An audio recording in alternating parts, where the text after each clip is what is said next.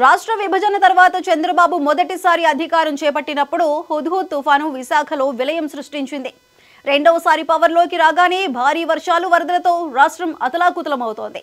అప్పుడు ఇప్పుడు ముఖ్యమంత్రి చంద్రబాబు నిద్రాహారాలు లేకుండా సహాయక చర్యలు పర్యవేక్షిస్తూ యావత్ యంత్రాంగాన్ని పరుగులు పెట్టిస్తున్నారు. రెండుసార్లు ఆయన పగ్గాలు చేపట్టిన 3-4 నెలల వ్యవధిలోనే విపత్తులు వచ్చినా సిబిఎన్ తన అనుభవంతో అధికార యంత్రాంగాన్ని పరుగులు పెట్టిస్తున్నారు. అయితే వైసీపీ నేతల వైఖరి మాత్రం విమర్శలు మూటగట్టుకుంటోంది.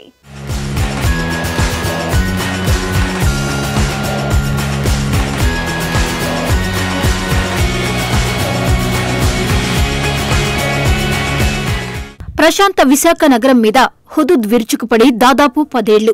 2014 అక్టోబర్ 12న తీరం దాటిన పెను తుఫాన్ కుండపోత వర్షాలతో విశాఖలో విలయం సృష్టించింది. విద్యుత్ సమాచార వ్యవస్థలను కుప్పకూర్చి ఉత్తరాంధ్రను అతలాకుతలం చేసింది. విశాఖతో బయటి ప్రాంతాలకు రాకపోకలు తెగిపోవడంతో నిత్యావసరాలు కాదు కదా, కనీసం తాగడానికి నీళ్లు కూడా లేక ప్రజలు అల్లాడిపోయారు. రాష్ట్ర విభజన తర్వాత జరిగిన మొదటి ఎన్నికల్లో అధికారంలోకి వచ్చిన కూటమి ప్రభుత్వం అప్పటికి అధికార పగ్గాలు చేపట్టి నిండా 5 నెలలు పూర్తి కాలేదు. అల్లాడిపోతున్న విశాఖ ప్రజలకు భరోసా ఇచ్చేందుకు అప్పటి సీఎం చంద్రబాబు హుటాహుటిన హైదరాబాద్ నుంచి బయలుదేరారు. వాతావరణం అనుకూలించకపోవడంతో రాజమండ్రి దగ్గర రోడ్డుపైనే హెలికాప్టర్ దిగి దారి పొడవునా విరిగిపడిన చెట్లను తొలగించుకుంటూ రోడ్డు మార్గాన 13న విశాఖపట్నం చేరుకున్నారు. నేనున్నానంటూ ప్రజలకు తోడుగా నిలిచారు. బస్సులోనే బస చేశారు. రాత్రింబవళ్లు సహాయ చర్యలను పర్యవేక్షించారు. 5 రోజుల్లోనే విద్యుత్ వ్యవస్థను పునరుద్ధరింపజేసి విశాఖలో వెలుగు నింపారు.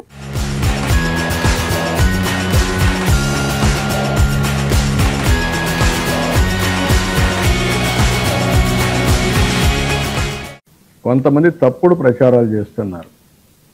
అమరావతి మునిగిపోయింది, ఎక్కడేదో రాజధాని కడతాను. బుద్ధి జ్ఞానం ఉండాలి, ఎవడో మరి మాట్లాడు.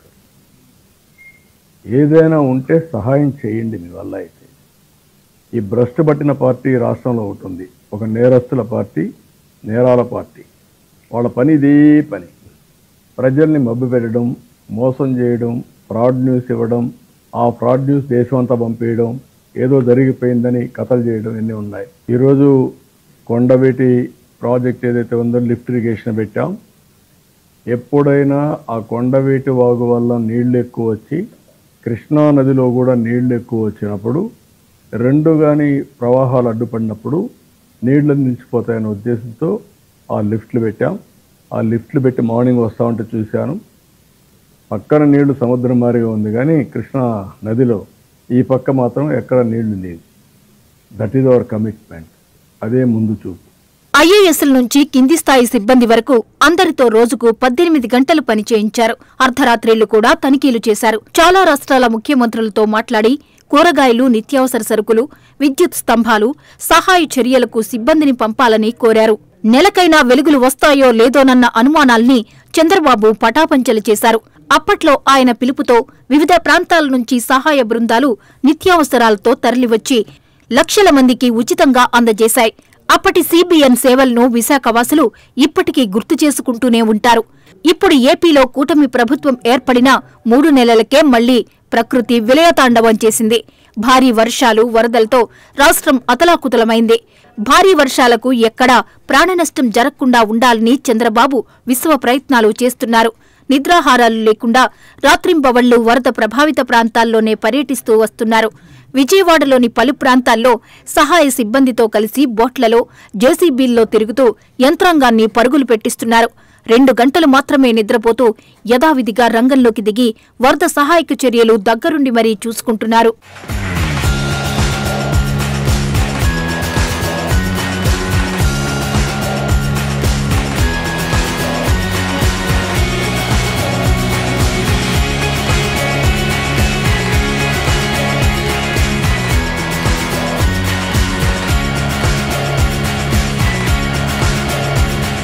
కేంద్ర ప్రభుత్వంతో టచ్లో ఉంటూ ఎన్డీఆర్ఎఫ్ బృందాలను, పవర్ బోట్ను రప్పించడంతో సహాయక చర్యలు వేగం పుంజుకున్నాయి. హుదుద్ సహాయ చర్యల తరహాలో బస్సులోనే ఉంటూ సమస్య తీవ్రంగా ఉన్న ప్రాంతాల్లో స్వయంగా పర్యటిస్తున్నారు. తనతో పాటు నేతలను, అధికారులందర్నీ బృందాలుగా తయారు చేసి వరద ప్రాంతాల్లో పర్యటిస్తూ బాధితులకు భరోసా ఇస్తున్నారు.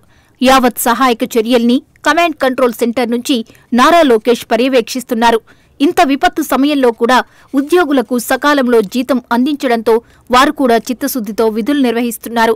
గత 5 ఏళ్ల వైసీపీ హయాంలో సైతం విపత్తులు వచ్చాయి. ఇప్పటి వరదల తరహాలోనో అప్పటి హుదూద్ స్థాయిలోనో కాకపోయినా పెను వైపరీత్యాలు వచ్చాయి. అప్పట్లో సీఎం జగన్ ఏరియల్ సర్వేలకే పరిమితమయ్యారు. చంద్రబాబు నాయుడు మాత్రం బాధితులను ఆదుకునే విషయంలో తన స్టైలే వేరని ఎప్పటికప్పుడు ప్రూవ్ చేసుకుంటున్నారు.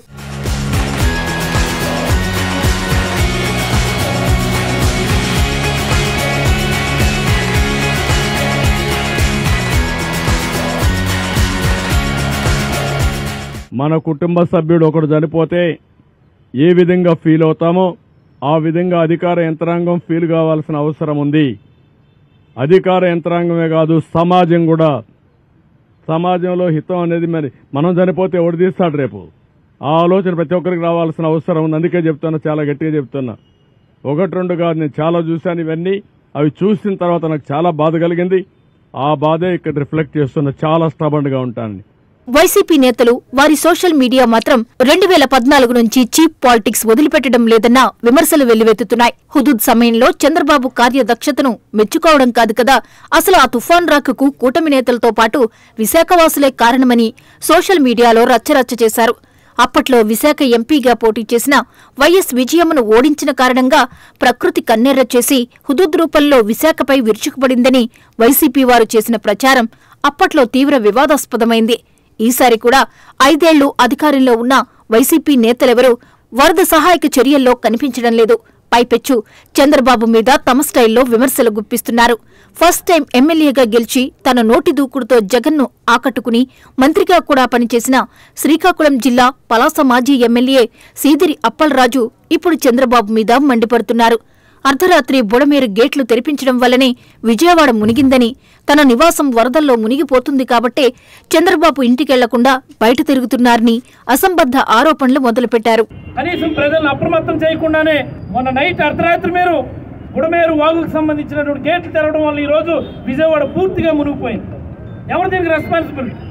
చంద్రబాబు గారు అంటారు, ఈ వరదంతా పూర్తయ్యే వరకు నేను ఇక్కడే ఉంటాను అని. నువ్వు ఇక్కడ ఉండకపోతే నీ ఇల్లు అక్కడ మునిగిపోతుందా? నువ్వు నీ ఇల్లు మునిగిపోతుంది కాబట్టి నేను అధికారులు అక్కడ ఉండనివ్వలేదు, నీకు ఆ బస్సులో ఉంచినారు. తెలీదా మాకు? ప్రజలందరికీ అన్ని అందేంత వరకు నేను బస్సులోనే ఉంటాను. బస్సులోనే ఉండాలా? నీ ఇల్లు మునిగిపోతుంది. నీ కరకట్ట మీద ఇల్లు నది గర్భంలో కట్టారు. అది అక్రమమైన కట్టడం. అది ఇలాంటి అక్రమమైన కట్టడాల వల్ల ఈరోజు ఈ దుస్థితి వచ్చింది. ఇది మాకెవరికి తెలీదా? నీ ఇల్లు మునిగిపోతే పరుగు పోతుంది నీకు చెప్పడం వల్ల నువ్వు చచ్చినట్టు బస్సులో ఉన్నావు. కవర్ చేసుకోవడానికి నువ్వేమో అర్ధరాత్రి అనుకొని వీధుల్లో తిరుగుతూ ఉన్నావు. నువ్వు వీధిలో రోజంతా తిరుగుతూ ఉంటే మరి అరేంజ్మెంట్స్ ఎవరు మానిటర్ చేస్తారు? ప్రజలకు అన్ని అందుతున్నాయో లేదో మానిటర్ చేసేదేవరు, రివ్యూ చేసేదేవరు? అంత దీనమైనటువంటి స్థితిలో ఈ ప్రభుత్వం ఉందని నేనైతే చాలా బలంగా అభిప్రాయపడతాను. తన నివాసం వరదలో మునిగిపోయిందనే చంద్రబాబు బస్సులో బస చేస్తున్నారని వైసీపీ మాజీ మంత్రి సెలవిస్తున్నారు. చంద్రబాబు ఫోటో సాక్షిగా జనసేన ఫ్లెక్సీ ముందు నిలబడి వైఎస్ వర్ధంతిని పురస్కరించుకుని దివంగత నేత విగ్రహానికి నివాళులర్పించిన అప్పలరాజు వివాదాస్పద ఆరోపణలు ఎవరిని మెప్పించడానికో ఆయనకే తెలియాలి మరి.